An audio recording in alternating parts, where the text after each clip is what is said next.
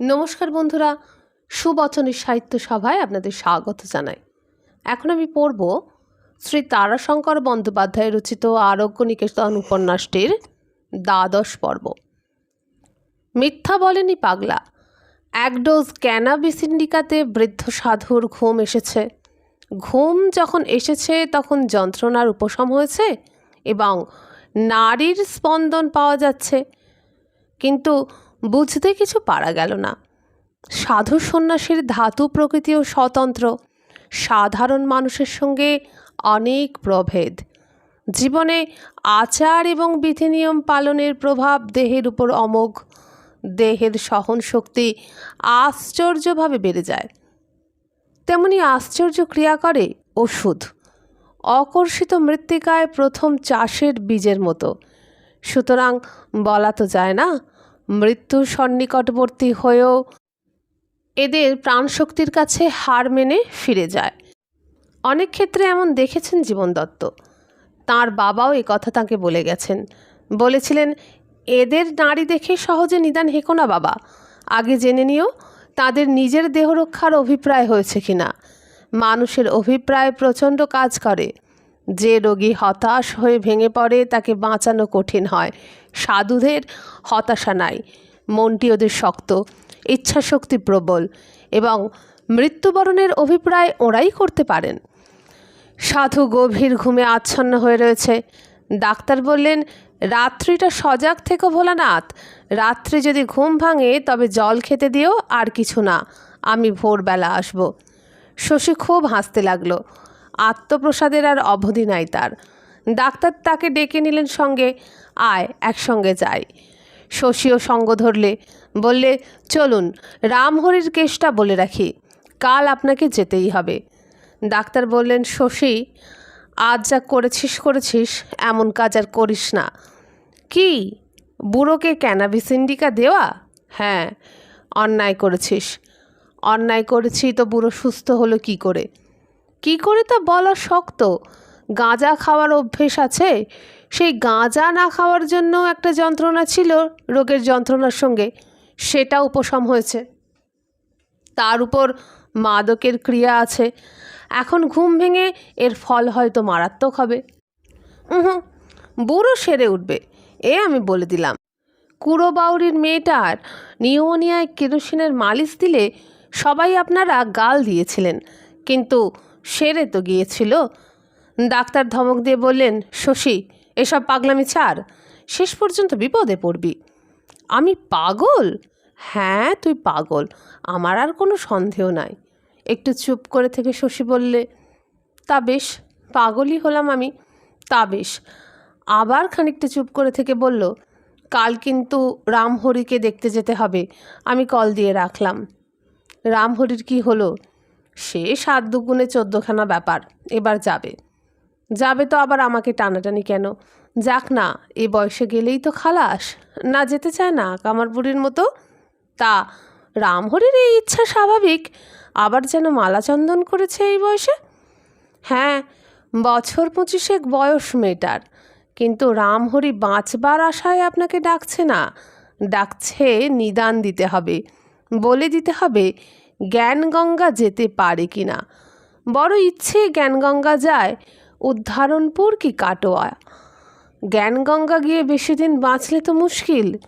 কন্ট্রোলের বাজার, এ জেলার চাল ও জেলায় যাবার হুকুম নাই, কিনে খেতে গেলে অনেক টাকা লাগবে। বক বক করে বলেই চলল শশী। চোরের রাজ্য, বুঝেছেন? সব চোর, আপাদ মস্তক চোর, রাজা চোর, রানী চোর, কোটাল চোর, সব চোর।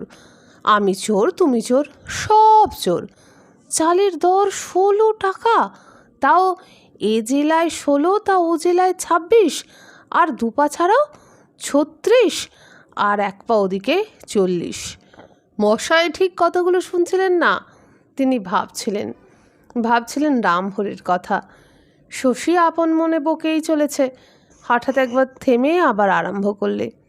এবার কথার সুর আলাদা। দেশের সমালোচনা বন্ধ করে অকস্মাৎ সরস রসিকতার সুরসিক হয়ে উঠল শশী। বললে, রামহরি জ্ঞানগঙ্গা যাবে, কিন্তু বেহিসাবি কাণ্ড করে তো যাবে না। কদিন বাঁচবে আপনাকে বলে দিতে হবে। সেই হিসেব করে চাল ডাল বেঁধে নিয়ে যাবে। বলে, ঠাকুর তোমার কি বলো, 10 দিন বেশি বাঁচলে চাল কম পড়বে, তখন নগদ দামে কিনতে হবে।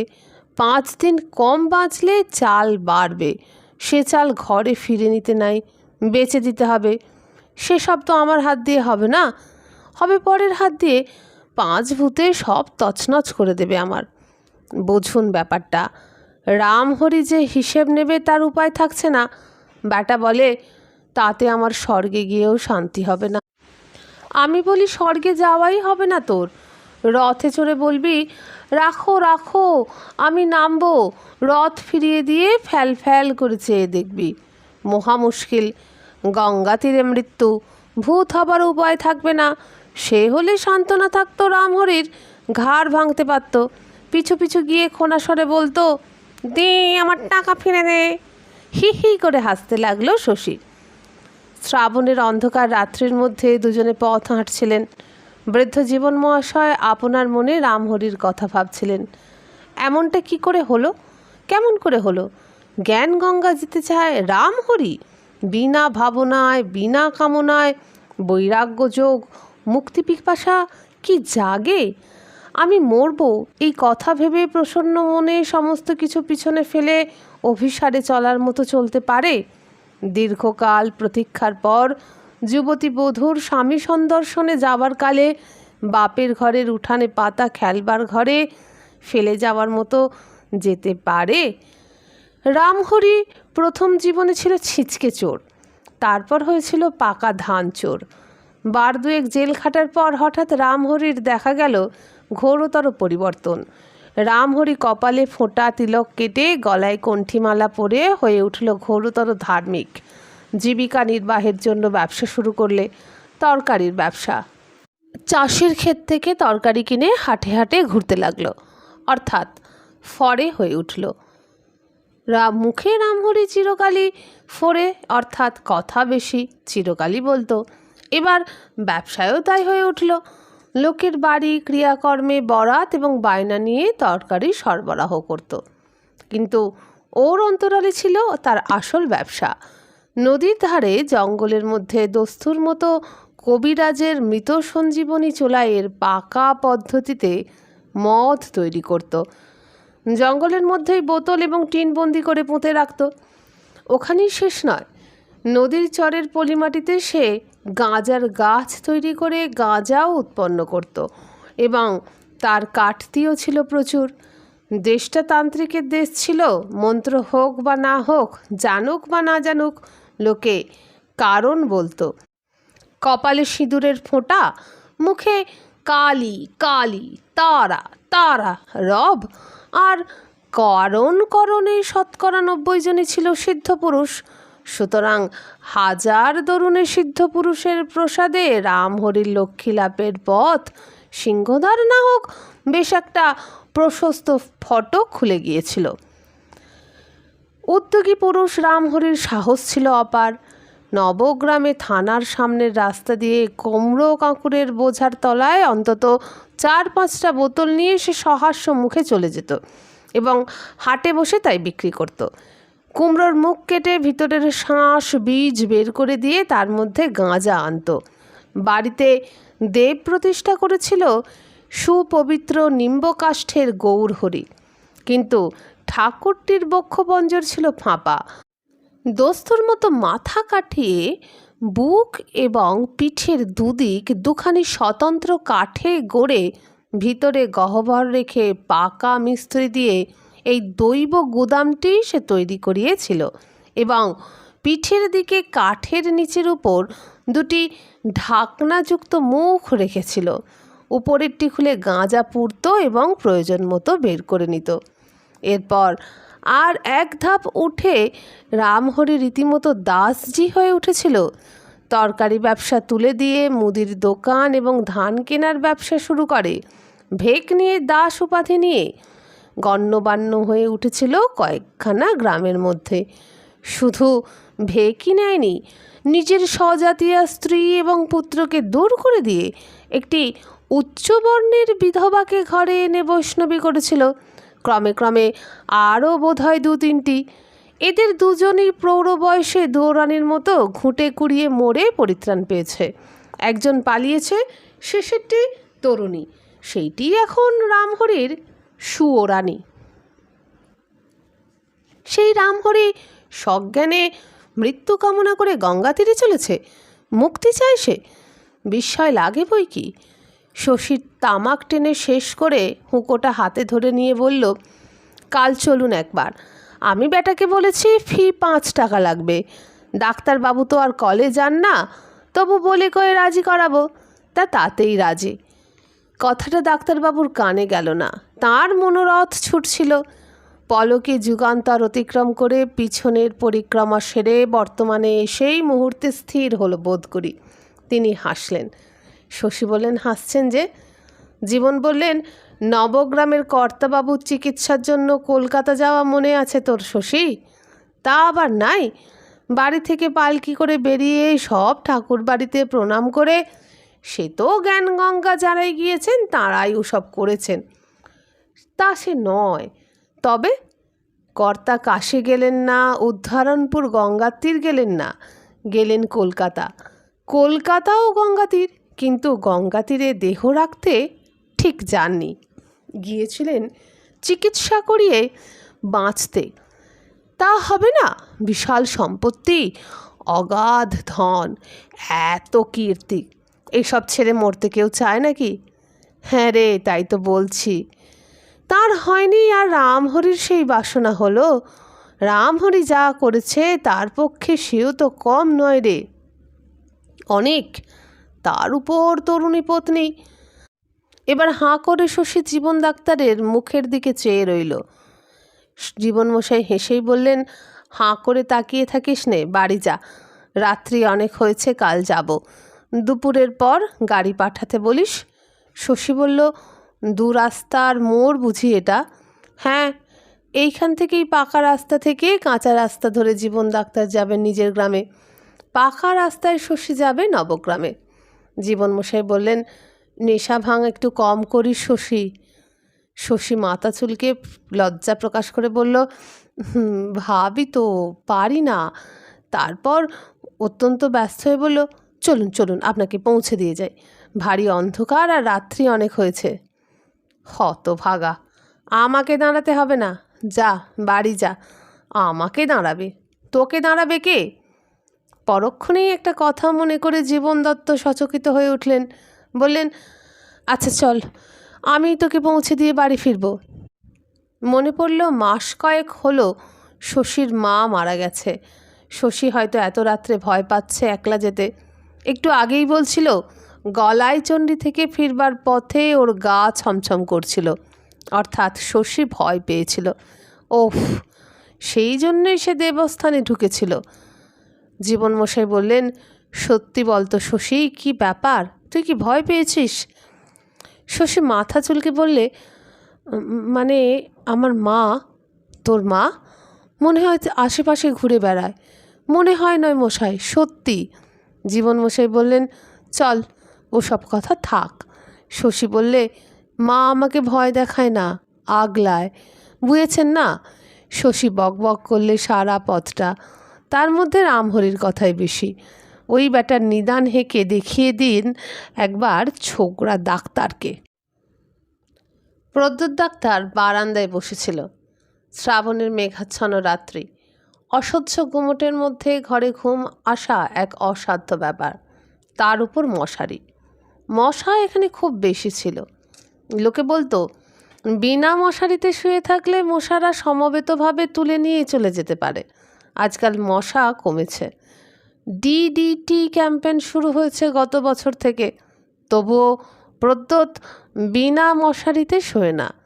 একটি মশাও কামড়াতে পারে এবং সেইটি অ্যানোফিলিস হতে পারে, এবং তার বাহিত বিষ্টুকুতে ম্যালিগন্যান্ট ম্যালেরিয়ার জীবাণু থাকতে পারে।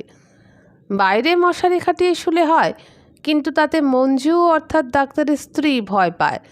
শহরের মেয়ে, তার উপর এই অঞ্চল সম্পর্কে ছেলেবেলায় অনেক চোর ডাকাত, ভূত প্রেত, সাপ বিছের গল্প শুনেছে সে। মঞ্জুর মায়ের মাতামহের বাড়ি ছিল এই দেশে। মায়ের মাতামহ অবশ্য বেঁচে নেই এবং মামাও কোনো কালে ছিল না, অর্থাৎ মঞ্জুর মা ছিল বাপ মায়ের এক সন্তান। থাকবার মধ্যে মঞ্জুর বৃদ্ধা মাতামহী বেঁচে আছে। কানে কালা, চোখেও খুব কম দেখে, সেই গল্প করত। ভূত প্রেত মঞ্জু বুদ্ধি দিয়ে অবিশ্বাস করে, তর্ক করেও, কিন্তু অন্ধকারে কোনো শব্দ উঠলেই চমকে ওঠে। সেই কারণে বদ্ধ ঘরে শুতে যাবার আগে যতক্ষণ পরে প্রদ্যোৎ বারান্দায় বসে থাকে, মধ্যে মধ্যে ফ্লিট স্প্রে করে দেয়। চারিপাশে বারান্দার নিচে সিঁড়িতে কার্বলিক অ্যাসিড ভিজানো খড় ছিটানো থাকে, আর থাকে ডিডিটি পাউডার এবং ব্লিচিং পাউডার ছড়ানো। সাপ পোকা বিছে আসতে পারে না। সকালবেলা থেকেই প্রদ্যোতের মেজাজ খারাপ হয়ে আছে।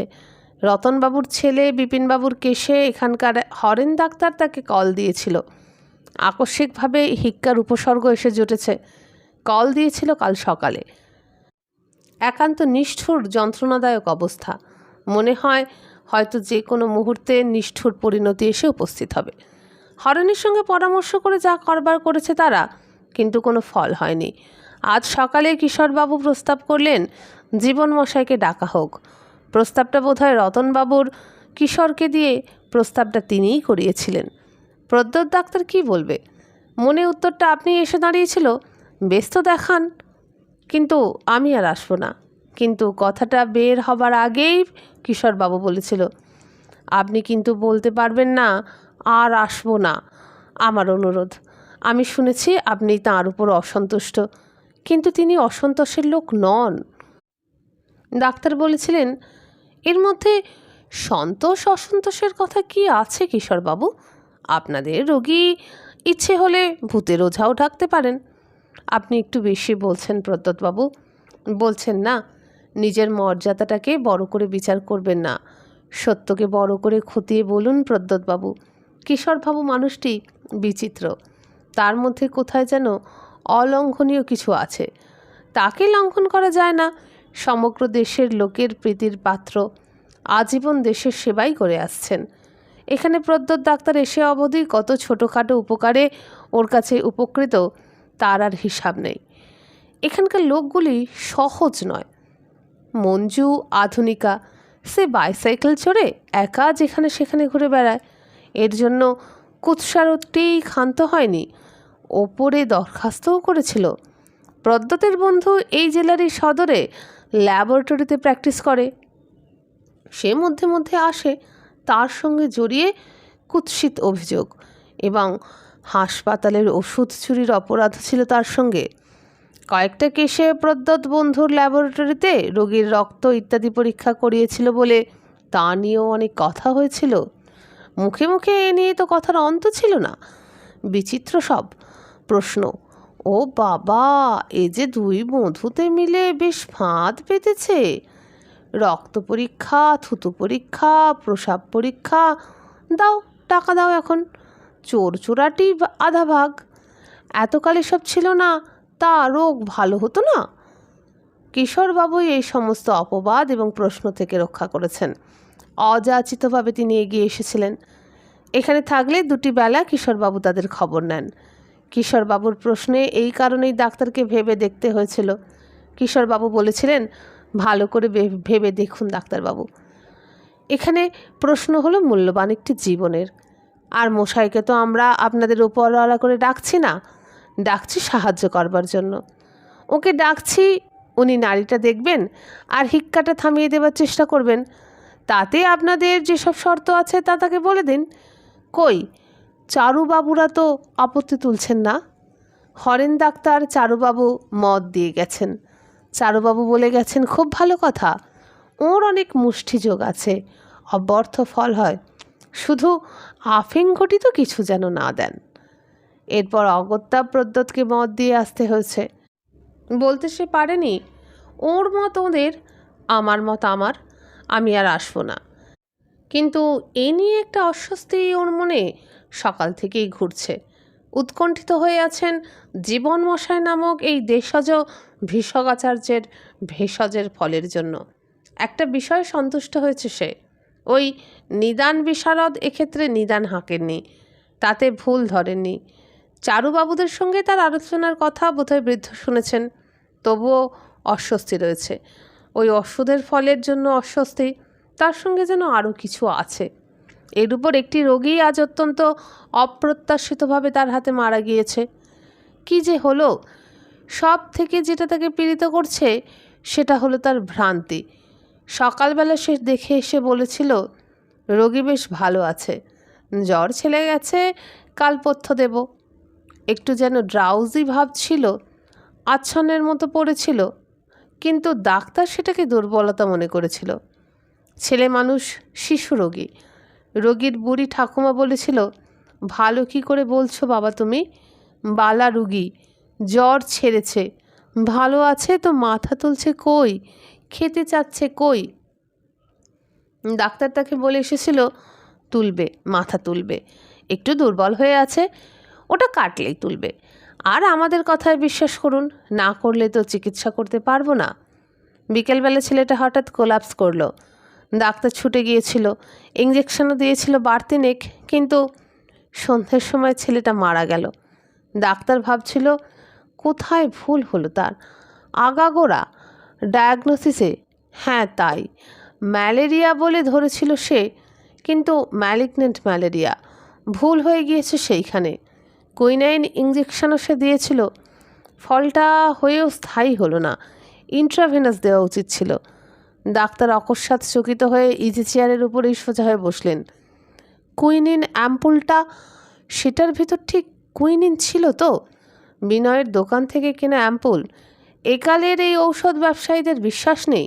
না, নেই, এরা সব পারে। কলকাতার জাল ওষুধ তৈরি করার একটা গোপন কিন্তু বিপুল আয়োজনের কথা অজানা নয়, এবং তাদের সঙ্গে ওষুধের দোকানদারদের যোগাযোগের কথাও অপ্রকাশ নেই। বিনয়চন্দ্র পাকা ঝানু ব্যবসাদার, মিষ্টি মুখের তুলনা নেই। সাধুতার সততার এমন সুকৌশল প্রচার করে যে লোকটির জন্য মনে সম্ভ্রমের উদয় হয়। কিন্তু প্রদ্যোৎ নিজে ডাক্তার, তার কাছে বিনয়ের লাভের প্রবৃত্তির কথাও তো অজ্ঞাত নয়। 4 পয়সা দাগের যে ওষুধের দাম, তার জন্য তার নাম সে নেয় 4 আনা। এ নিয়ে কথা হয়েছে তার সঙ্গে, কিন্তু বিনয় সবিনয় তাকে বোঝাতে চেষ্টা করেছে ওর কমে দিলে লোকসান অবশ্যম্ভাবী। বছরের পর বছর বিনয় জমি কিনছে, সঞ্চয় বাড়াচ্ছে, এবার নাকি নতুন একটা বাড়ি করবে। বিনয় সব পারে। প্রদ্যোতের কান দুটো উত্তপ্ত হয়ে উঠল, মনের মধ্যে একটা অসহায় ক্ষোভ জেগে উঠল। ইজি চেয়ার থেকে উঠে নিজের কল বাক্সটা টেনে বের করে বসল। ছোট ছোট কাগজের বাক্সে নানান ইঞ্জেকশন। কুইনিনের বাক্সটা বের করে তার ভিতর থেকে একটা অ্যাম্পুল বের করে সে ভেঙে ফেলল। জিভে চেখে দেখল, সারা মুখটা আতনিত হয়ে গেল। ডাক্তার একটা দীর্ঘ নিঃশ্বাস ফেলে আবার বাইরে এসে বসল। ডাকলে, মঞ্জু, মঞ্জু। ডাক্তারের স্ত্রী মঞ্জু, মঞ্জুলা। মঞ্জু রান্নাঘরে রয়েছে। রান্নার লোকটা কিছুই জানে না। এটা যাকে বলে খাঁটি গাঁইয়ার দেশ। শাক শুক্তো চচ্চড়ি, থোর বড়ি খাড়া, খাড়া বড়ি থোর, এছাড়া কিচ্ছু জানে না। আর জানে খেঁড়ো নামে একটি বস্তু, কাঁচা তরমুজের তরকারি, আর কড়াইয়ের ডাল আর টক। অম্বলকে বলে টক, এবং কাঁচা মাছের অম্বল রাঁধে। বড় বড় মাছের মাথা অম্বলে দিয়ে খায়। ভালো রান্না মানে তেল মশলার শ্রাদ্ধ। ডিসপেপসিয়া রোগটির জন্মানোর জন্য উৎকৃষ্ট সার দিয়ে জমি প্রস্তুত করা। ডাক্তারের রুচি আধুনিক, স্টু, স্যুপ, সিদ্ধ, সালাদ। এখানকার ওই গ্রাম্য লোকটি আজ পর্যন্ত নামগুলোই আয়ত্ত করতে পারেনি। অগত্যা মঞ্জু দাঁড়িয়ে থেকে সব দেখিয়ে দেয়। তাছাড়া একটি কোর্স সে নিজের হাতে রান্না করে নেয়, ওটা মঞ্জুর শখ। মঞ্জু, আবার ডাকলেন প্রদ্যোৎ। আসছি, এবার সাড়া দিলে মঞ্জু। দীর্ঘাঙ্গী তরুণীটির স্ত্রীটুকু বড় মধুর এবং কোমল। এর উপরে ওর বর্ণচ্ছটার মধ্যে একটা দীপ্তি আছে যা সচরাচর নয়, সাধারণ নয়। চোখ জুড়িয়ে যায়, মোহ জাগে মঞ্জুকে দেখে। প্রাণচঞ্চলা আধুনিক মেয়ে মঞ্জু। গান গাইতে পারে, আইএ পর্যন্ত পড়েছে। বাইসাইকেল চড়তে শিখিয়েছেন ডাক্তার, বন্দুক ছুটতেও শিখিয়েছে। কি বলছো? আমার রান্না পুড়ে যাবে। কি রাঁধছ? টক, হাসতে লাগলো মঞ্জু। কাঁচা মাছের টক আমার ভারী ভালো লাগে। আগে বুড়ি দিদিমা বলতো, আমরা হাসতাম, কিন্তু সত্য, চমৎকার সর্ষে ফোড়ন দিয়ে আর কাঁচা তেল ছড়িয়ে। বসো তুমি এখানে, একা ভালো লাগছে না, গান টান গাও, মনটা বড় খারাপ হয়ে আছে। ওদের ছেলেটা হঠাৎ এমন করে মরে গেল। রাঁধুনিটা বলছিল। কি বলছিল? ডাক্তার আবার তীক্ষ্ণ হয়ে উঠল। বলছিল 5 জনে 5 কথা বলছে, তবু ভালো, 5 জনে 50 রকম বলেনি। হাসলে প্রদ্যোৎ। তুমি কি সকালে বলে এসেছিলে কাল পথ্য দেবে? হ্যাঁ, কেন? ওই কথাটাই বেশি বলছে লোকে। তাতে চারুবাবু বলছে শুনলাম। ওরে বাবা, মৃত্যুর কথা কি কেউ বলতে পারে? ওর ওপর ডাক্তারের হাত নাই। ডাক্তার একটা দীর্ঘ নিঃশ্বাস ফেললে মেঘাচ্ছন্ন আকাশের দিকে তাকিয়ে রইল। নিশ্ছিদ্র মেঘাচ্ছন্ন আকাশ পৃথিবীর উপর একটা ছায়া ফেলেছে এই রাত্রিকালেও। চকিত একটু বিদ্যুতাভাস খেলে গেল সীমাহীন মেঘাচ্ছন্ন আকাশে। মৃদু গম্ভীর গর্জনে মেঘ ডেকে উঠল দূরে, অনেক দূরে। ডাক্তার মৃদুস্বরে বললে, শ্রাবণ রাত্রির একটা গান গাও। আসছি আমি, ওকে বলে আসি অম্বলটা ওই নামাবে। যাক, পুড়ে যাক, না নামায় তো কালোটাকে দূর করে দিও। মঞ্জু মৃদু গুনগুনিয়ে সুর ধরল, এসো শ্যামল সুন্দর আনতব তাপহরা তৃষাহরা সঙ্গসুধা, বিরহিণী চাহিয়ে আছে আকাশে। ডাক্তার চোখ বুঝলে, সত্যি বৃষ্টি হলে দেশটা জুড়োয়, প্রাণটা বাঁচে। গান শেষ করে মঞ্জু উঠল, বলল, আমি আসছি, ততক্ষণ রেডিও খুলে দিয়ে যাই, রবীন্দ্রসঙ্গীত আছে। মন তার এখন পড়ে আছে রান্নাশালে, ছ্যাঁক করে সম্বরা দিতে তার ভারী ভালো লাগে। ডাক্তার চোখ বন্ধ করে শুয়ে রইল। তাহলে চারুবাবু তার বিরুদ্ধে সমালোচনা করেননি। প্রৌঢ় মোটের ওপর লোক ভালো। রেডিওতে যন্ত্রসঙ্গীত বাজছে, গিটার, সুরটা কাঁপছে, কাঁদছে।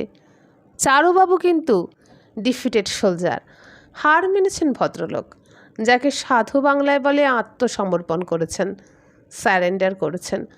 মৃত্যুর কথা কেউ বলতে পারে না, তার উপর ডাক্তারের হাত নাই। আছে, ডাক্তারের হাত আছে। এখানে যদি একটা ক্লিনিক থাকতো, গোড়াতেই যদি ব্লাড কালচার করে নেওয়া যেত এবং ওষুধ যদি খাঁটি হতো, কে বলতে পারে বাঁচত না ছেলেটা।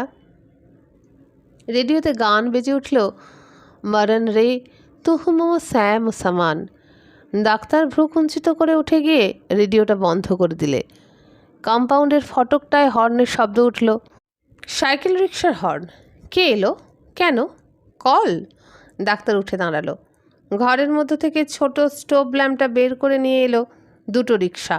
একটি রিক্সার উপর একটি তরুণী অজ্ঞান অবস্থা বলে মনে হচ্ছে। এই গাঁয়ের দায়টা তাকে জড়িয়ে ধরে আছে, সর্বাঙ্গ কাপড় দিয়ে ঢাকা, মাথাটা দায়ের কাঁধের উপর ঢলে পড়েছে। অব্যক্ত যন্ত্রণায় মধ্যে মধ্যে নীল হয়ে যাচ্ছে, বিকৃত হচ্ছে। কাপড়ের খানার নিচের দিকে রক্তের দাগ। ডেলিভারি কেস, বোধ করি প্রথম সন্তান আসছে। ডাক্তারের আলোটা হাতে নেমে পড়ল। ডাকলেন, হরিহরবাবু, মিস দাস, কম্পাউন্ডার আর মিডওয়াইফ। কিন্তু ওকে? পিছনের রিক্সা, স্থূলকায় বৃদ্ধ। জীবনমশাই? জীবনমশাই শশীকে পৌঁছতে গিয়েছিলেন। শশীর প্রতিবেশী গণেশ ভট্টাচার্যের প্রথম সন্তান সম্ভাবা কন্যা তখন সূতিকাগারে অজ্ঞান হয়ে গিয়েছে। জীবনমশাইকে পেয়ে তারা তাকে ছাড়েননি। জীবনমশাই এক্ষেত্রে কি করবেন? তবু তারা মানেনি, বলেছিল হাতটা দেখুন। হাত দেখে কি করব? আগে তো প্রসব করানো দরকার। যারা প্রসব করাতে পারে তাদেরকে ডাকো, নয়তো হাসপাতাল নিয়ে যাও। তাই নিয়ে এসেছে, কিন্তু জীবনমশাইকে ছাড়েনি। আপনি থাকুন মশাই। কণ্ঠস্বরে মেয়ের বাপের সে কি আকুতি! মশাই উপেক্ষা করতে পারেননি। শার্টের আস্তিন গুটিয়ে যথানিয়মে হাত ধুয়ে জীবাণুনাশক লোশন মেখে ডাক্তার তৈরি হয়ে ঘরে ঢুকতে গিয়ে থমকে দাঁড়ালেন। আপনি প্রসবের জন্য কোনো ওষুধ দিয়েছেন? না। গুড। আপনি কি অপেক্ষা করবেন? হ্যাঁ, একটু থাকি। হাসলেন মশাই। আচ্ছা, বসুন ওই চেয়ারটায়। নারী দেখে কিছু বলেছেন নাকি? নারী দেখেছি, কিন্তু ঘরের মধ্যে অবরুদ্ধ যন্ত্রণায় জান্তব গোঙানির মতো গোঙানি উঠল। ডাক্তারবাবু, মিস দাসের কণ্ঠস্বর। প্রদ্যোৎ ঘরে ঢুকে গেল। জীবনমশাই শ্রাবণের মেঘাচ্ছন্ন আকাশের দিকে তাকিয়ে দাঁড়িয়েই রইলেন। একটা অস্বস্তি বোধ করছেন তিনি। কেন তিনি এলেন? ওদের ইচ্ছে প্রসবের পর তিনি একবার নারী দেখেন, কিন্তু প্রসব হতে গিয়েই যদি... বসুন মশাই, বললেন হরিহর কম্পাউন্ডার। হরিহর গরম জল, তুলো, পরিষ্কার ন্যাকড়া ইত্যাদি নিয়ে যাচ্ছে পাশের ঘরে। বেশ আছি হে, হাসলেন মশাই। মেয়েটির বয়স হয়েছে প্রায় 30, চিন্তা হচ্ছে তার। চমকে উঠলেন মশাই। মেয়েটি আবার যন্ত্রণায় গুঙিয়ে উঠেছে, সঙ্গে সঙ্গে আরও কিছু। হ্যাঁ ঠিক, নবজাতকের প্রথম কণ্ঠস্বর শোনা যাচ্ছে। জয় পরমা প্রকৃতি, জয় গোবিন্দ। হরিহর বাবু, গরম জল, তুলো। প্রদ্যোৎ ডাক্তারের ধীর কণ্ঠস্বর শোনা গেল, আশ্চর্য ধীর এবং শান্ত, গম্ভীর। তোয়ালেতে হাত মুছতে মুছতে ডাক্তার বেরিয়ে এলেন। মেয়েটির বাবা বললে, ডাক্তারবাবু, সেফ ডেলিভারি হয়েছে, খোকা হয়েছে। নিহারের জ্ঞান হয়েছে? না। হয়নি? না। আজ বাড়ি যান, যা করবার আমি করব। এখানে থেকে গোলমাল করলে কোনো উপকার হবে না। যান, বাড়ি যান। আপনিও বসে আছেন? মাপ করবেন, এখন নারী টারি দেখতে দেব না আমি। কিছু মনে করবেন না যেন। আমার জ্ঞান মতো নারী ভালোই আছে, এই পর্যন্ত বলতে পারি। ডাক্তার চলে গেলেন নিজের বাসায়। মঞ্জু, চা ছাঁকছি। Many thanks, many thanks. জলদি আনো। চা খেয়ে গিয়ে দরকার হলে আবার ইঞ্জেকশন দেব। কেশ কি? নট গুড, আবার খারাপও নয় কিছু, বাট সি মাস্ট লিভ, বাঁচাতে হবে। চায় চুমুক দিয়ে বললে, প্রথমটা আমার কিন্তু ভারী রাগ হয়ে গেছিল। দ্যাট ওল্ড ম্যান, ফেমাস মহাশয় অব দিস প্লেস, সে সঙ্গে এসেছিল। কোনো খারাপ কথা বলনি তো? না, তবে ওরা চাইছিল মশাই একবার নারী দেখে। আমি বলে দিয়েছি না, তা আমি দেব না। ওকে চা খেতে ডাকলে না কেন? ডাকা উচিত ছিল না? নিশ্চয়ই ছিল। চায়ের কাপ নামিয়ে একটা সিগারেট ধরিয়ে প্রদ্যোৎ আবার হাসপাতালের দিকে চলল। আর একটা ইঞ্জেকশন দিতে হবে। মশাই চলে গেছেন। একটু অন্যায় হয়ে গেল। ঢং ঢং শব্দে ঘড়ি বাজছে। রাত্রি 12টা। রোগীর ঘর থেকে মৃদু যন্ত্রণার শব্দ শোনা যাচ্ছে। যন্ত্রণা কমে এসেছে। সে মাস্ট লিভ, বাঁচাতেই হবে মেয়েটাকে। হরিহর বেরিয়ে এলো। এখন কেমন আছে? ভালোই মনে হচ্ছে। ভালোই থাকবে। ইঞ্জেকশন বের করুন। ডাক্তার সিরিঞ্জটা উঁচু করে আলোর সামনে ধরলেন।